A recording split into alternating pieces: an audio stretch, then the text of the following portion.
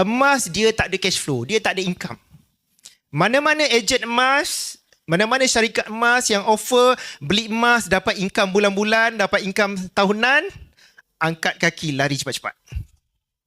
Emas tak ada, teman. Okay? Itu kekurangan emas. Jadi, kalau simpan emas, emas adalah aset yang tak produktif.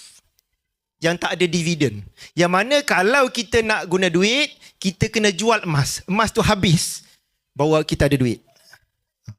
Kalau nak income bulan-bulan, tuan-puan kena bina harta. Daripada simpanan emas, jadikan deposit. Beli rumah yang boleh disewakan. Nah, nanti kita dengar sharing. Ada yang simpan emas, boleh beli rumah cash. Boleh beli tanah, buat rumah atas tanah dan disewakan. Okay? Daripada emas, boleh membangunkan bisnes. Okay? Okay? Itu 3 tujuan saving.